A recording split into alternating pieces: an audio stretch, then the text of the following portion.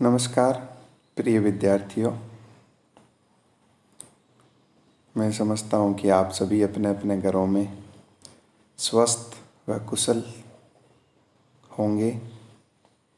साथ ही मैं आपके सभी परिवारजनों की कुशलता की कामना करता हूँ कि आप इस वैश्विक महामारी में अपने व अपने परिवार के स्वास्थ्य के संबंध में पूर्ण सजगता रखें और इसी सजगता के साथ सरकार द्वारा जारी दिशा निर्देशों का पालन करते रहें और सोशल मीडिया मंच पर हमारी रोज़ की क्लासें इसी निरंतरता के साथ तीव्र वेग से चलती रहेगी, जिसका आप लाभ लीजिए और अवबोध करने का प्रयास कीजिए। जितना भी आप पढ़ो सोशल मीडिया मंच के माध्यम से उसका अवबोध करो, उसका अभ्यास करो, जिससे कि आने वाले एग्ज़ामों में आपकी तैयारी वैसे ही कारगर, वैसे ही सार्थक, वैसे ही तीव्र बनी रहे जैसी कि आपकी महाविद्यालय में आते हुए थी। मैं समझता हूँ कि हमें उससे भी 2 कदम आगे बढ़ कर के अपनी तैयारी को नया एक आयाम, नया स्वरूप, एक नया दृष्टिकोण देना है, एक नई सोच के साथ आगे बढ़ना है। हमें इस कोरोना से लड़ना है। इस कोरोना के कारण जो व्यवधान आया है उस व्यवधानों को हमें अलग अलग माध्यमों के द्वारा दूर करना है। हमारा जीवन नहीं रुकना चाहिए, जीवन चलता रहना चाहिए, जीवन निरंतरता के साथ प्रवाहमान रहना चाहिए। यही जीवन है और यही जीवन की सार्थकता है। तो मैं डॉक्टर रमेश पुरी आज फिर आपका पुनः इस सोशल मीडिया मंच के माध्यम से आभार अभिव्यक्त करता हूँ और आपको ले चलता हूँ हमारे रीतिकाल के आचार्य कवि मतीराम के दोहों में। तो आइए हम शुरू करते हैं मतीराम के दोहों की सप्रसंग व्याख्या, उनका भावबोध का अवबोध करना। अब आपके सामने ये दोहे दिए हुए हैं क्योंकि हमने पिछली कक्षा में सोशल मीडिया मंच के माध्यम से 6 दोहों तक पढ़ लिया था, उसकी सप्रसंग व्याख्या भी कर ली थी। आज हम आपके सामने पुनः प्रस्तुत हैं। देखिए आप। अब तेरो बसिबो इहाँ नाहिन उचित मराल, सकल सूखी पानिप गयो भयो पंख में ताल। प्रस्तुत दोहा मतीराम द्वारा रचित मतीराम सतसई से लिया गया है। इन दोहों में मतीराम ने सज्जन व्यक्ति की महिमा का गुणगान किया है कि सज्जन व्यक्ति को किस प्रकार से आचरण करना चाहिए, क्या करना चाहिए। वो सज्जन व्यक्ति को, जो सतगामी व्यक्ति होता है, उसको निर्देशित करते हुए मतीराम जी कहते हैं, अब तेरो बसीबो, बसीबो मतलब यहाँ रहना, यहाँ मतलब यहाँ, नाहिन मतलब नहीं, उचित मतलब सही, मराल का अर्थ होता है हंस। यहाँ हंस से तात्पर्य लिया गया है सज्जन व्यक्ति से, क्योंकि यहाँ हंस प्रतीकात्मक शब्द है सज्जन का। मतीराम जी कहते हैं कि हे हंस, अब तुम्हारा यहाँ बसना उचित नहीं है, क्योंकि सकल सूखी पानिप गयो, कि यहाँ जितना भी पानी था वो सूख गया। भयो पंख में ताल, पंख में का अर्थ होता है कीचड़ युक्त, ताल मतलब तालाब। यहाँ का जो तालाब है वो कीचड़ युक्त हो गया है। तो ये तो इसका था सामान्य अर्थ। एक इसका अन्योक्ति दूसरा अर्थ ये निकलता है कि यहाँ पानी का अर्थ होता है सद्वर्ती, अच्छाई। पंख में कीचड़ का अर्थ होता है बुराई। मराल का अर्थ हमने सज्जन पहले समझ ही लिया। तब इसमें मतीराम अन्योक्ति रूप में कहते हैं, हे सज्जन पुरुषों, हे सत्कर्म गामियों, अब तुम्हारा इस संसार में बसना उचित नहीं है, क्योंकि सकल यहाँ संपूर्ण सत्कर्म अच्छाइयों को नाश हो गया है। भयो पंख में, तो ये जो संसार रूपी तालाब है वो कीचड़ युक्त अर्थात बुराइयों युक्त हो गया है, जिसे तुम्हें यहाँ मोक्ष रूपी मोती मिलना संभव नहीं है। तो इसी के साथ आगे चलते हैं।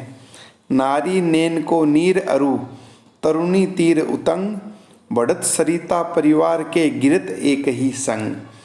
यहाँ तरुणी का अर्थ है युवती, उतंग का अर्थ है ऊंचा, नैन का मतलब आंखें, नीर मतलब पानी। इस पद्य में मोतीराम जी कह रहे हैं नारी नैन को नीर अरु के नारी के नेत्रों का जल और तरुणी तीर उतंग, तरुणी मतलब युवती के नेत्र रूपी तीर एक उतंग मतलब ऊंचे एक ही साथ ऊंचाई की ओर बढ़ते हैं। बढ़त सरित परिवार के और ऊपर बढ़ने के बाद धीरे धीरे वो अपने परिवार सहित पुनः गिरत एक ही संग अपने एक साथ ही नीचे गिर जाते हैं। अर्थात नारी के नेत्रों से जो प्रेम की दिखावट होती हैं वह अस्थायी होती हैं और मोतीराम जी कहते हैं कि वह कोमलता लिए हुए होती हैं। इसलिए किसी भी व्यक्ति को इस प्रकार के प्रेमाकर्षण में शीघ्र नहीं बंधना चाहिए। आगे चलते हैं। श्रम जलकन जलकन लगे अलकनि कलित कपोल पलकनि रस छलकन लगे ललकन लोचन लोल। श्रम मतलब परिश्रम, जलकन मतलब जल की बूंदे, जलकन मतलब दिखाई देना, झलकना। अलकनी, अलकनी का तात्पर्य घुंघराली लटे, कलित का तात्पर्य सुंदर, कपोल का अर्थ होता है गाल।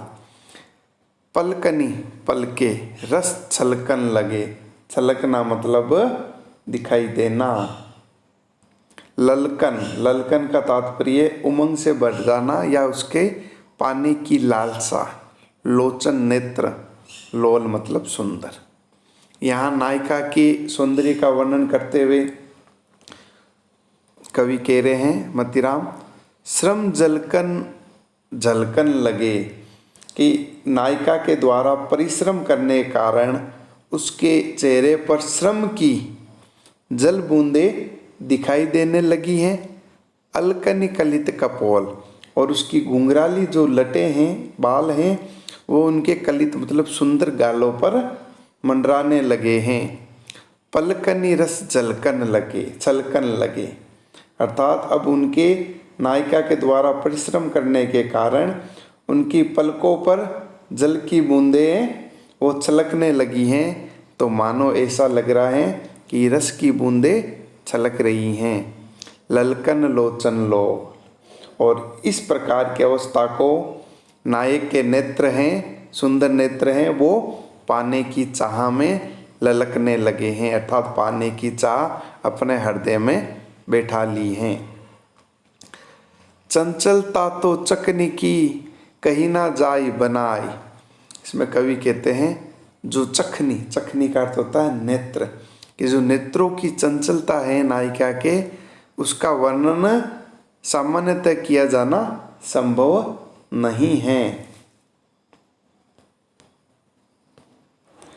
जिने चाहि चंचल महाचितो अचल होई जाए। इसमें कवि कह रहे हैं कि जिने चाहि चंचल, वो जितनी चंचल हैं और उसको देखने वाला उतना ही अचल मतलब गतिहीन हो जाता है, अर्थात उसके प्रेम में पड़ करके अपने स्वभावगत प्रवृत्तियों को वह भूल जाता है। आगे 11वां दोहा देखते हैं। नंदलाल के रूप पर रिझी परी एक बार अधमुदी अखियन दही मूंदी प्रीति उगार। इसमें एक मुग्धा नायिका जो श्री कृष्ण के रूप सौंदर्य पर मुग्ध हो जाती हैं, उसकी अवस्था का वर्णन किया गया है, जिसमें उसकी असंगत अवस्था को चित्रित करने का प्रयास कविवर मोतीराम ने किया है। नंदलाल के रूप पर, नंदलाल अर्थात नंद के लाला अर्थात श्री कृष्ण के रूप सौंदर्य पर रीझ पड़ी एक बार मुग्धा नायिका है वो रीझ पड़ी अर्थात उस पर मोहित हो गई। तब उसकी स्थिति क्या होती है देखिए। अधमुदी अखियन दही मूदी प्रीत उगार। मूदी मतलब बंद करना, उगाड़ मतलब प्रकट होना, दिखाई देना, प्रीति मतलब प्रेम। वो कहती है नायिका कि जब मैं आंखें बंद कर लेती हूँ, मूंद लेती हूँ, तो मेरे आंखों से निकलने वाले प्रेम रूपी जल से, ये जो अश्रु रूपी जल है वो श्री कृष्ण के प्रेम का जल है, कि वो निकलने के कारण मेरा प्रेम है वो उजागर हो जाता है, अर्थात दिखाई देने लगता है। और आंखें बंद करूं और आंखें खुली रखूं तो मुझे श्री कृष्ण की प्रतिमा दिखती है, अर्थात मुझे प्रतिमा भी देखनी है और मैं जो कृष्ण के प्रति मेरे हृदय में जो प्रेम है वो उजागर भी नहीं करना है। तो वो अपनी अवस्था बताती है कि मैं क्या कर रही हूँ।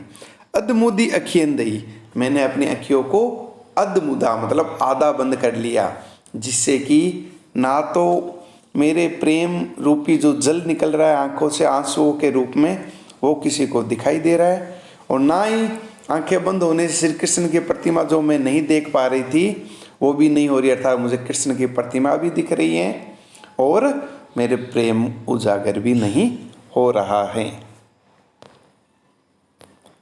आगे चलते हैं। देखिए, रात्यों दिन जागती रही अग्नि लग्नि की मोई, मोहिए में वस्तु है आँच न पहुँचती तोय। इसमें विरहिणी नायिका का वर्णन किया गया है, जिसमें नायिका विरह में है। विरह श्रृंगार का अद्भुत चित्रण इस दोहे में हमें देखने को मिलता है। नायिका का नायक कहीं दूर है और नायिका उसकी याद में अपनी अवस्था का चित्रण कर रही है। रात्यों दिन जागती रहे, रात्यों मतलब रात, दिन मतलब दिन, रातों दिन, रात में भी और दिन में भी, जागती मतलब जागृत रहे। अग्नि लग्नि की मोई, अग्नि मतलब आग, लग्नि मतलब प्रेम की मोई। नायिका कह रही है कि मुझे जो प्रेम की आग लग गई है उसकी तपिश में मैं रातों दिन जागती रहती हूँ। मोह ये में वस्तु है आँच न पहुँचती तोय। अब वह उपालम देती हुई अर्थात उल्हाना देती हुई नायक को कह रही हैं, मोह ये, मोह मतलब मेरे, ये मतलब हृदय में वस्तु है, बसती है। आँच मतलब ये जो प्रेम की विरह की आग है वो मेरे हिये में तो बस रही हैं, शायद ये आँच है, इसकी जलन का आभास है, वो तुम्हारे तक नहीं पहुंच पा रहा है, इसलिए तुम मिलने के लिए नहीं आ पा रहे हो और मुझे विरह की अग्नि में जलते हुए छोड़ करके चले गए।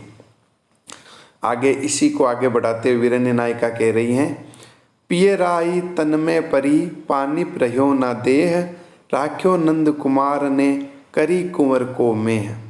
पिहराई मतलब पीलापन, तन अर्थात शरीर, पानी पिया, पानी का कांति सुंदरता या चमक से लिया गया है। विरह नायिका कह रही हैं कि अब तो ऐसी अवस्था हो गई है कि मेरा शरीर भी पीला पड़ गया है तुम्हारी याद करते करते, पानी प्रयो ना दे, और इस शरीर में अब कोई सौंदर्य, कोई कांति, कोई चमक रही नहीं है। राख्यो नंद कुमार, नंद कुमार अर्थात श्री कृष्ण, तुमने तो ऐसा कर दिया है करी कुंवर को में, जिस बार कुंवार के महीने अर्थात माघ में के महीने में जो बरसात होती हैं उस समय तुम्हारा चरित्र या व्यवहार हो गया, अर्थात कि माघ में महीने वाली होने वाली बरसात में बादल गरजते तो खूब है लेकिन बरसते कम है।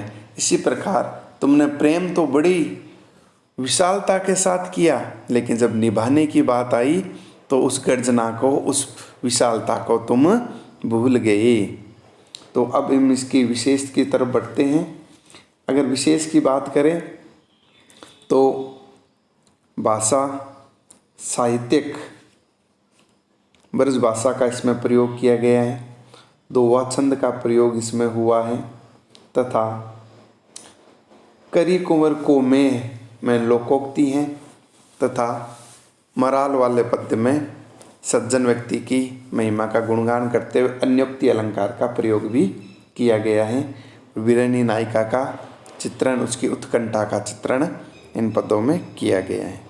तो मैं समझता हूँ कि आप इसको ज़रूर अवबोध हुआ होगा आपको। अगर कोई समस्या है तो इसको पुनः सुने, पुनः शब्दों के अर्थों को समझने का प्रयास करें। और जैसा कि कहावत है ना कि करत करत अभ्यास के जड़मति होते सुजान, रसरी आवत जाहत ते पाहन पड़त निशान। अर्थात जैसे जैसे तुम अभ्यास करोगे वैसे वैसे तुम्हें ये चीज़ें समझ आने लग जाएगी। ये अभ्यास उसी तरह का है, एक जैसे एक तप होता है, हमें तप करना पड़ता है और तप से ही हमें सिद्धि की प्राप्ति होती है। तो ये ज्ञान का तप है, इसमें जो जो तप करेगा, तप में तपेगा, अपनी आहुति देगा, वो ज़रूर ज्ञान की सिद्धि प्राप्त करेगा और सफलता रूपी शिखर पर अपने आप को विराजमान आने वाले समय में पाएगा। ऐसी मेरी शुभकामना। तो आप इसको पढ़ते रहिए और समझते रहिए। धन्यवाद।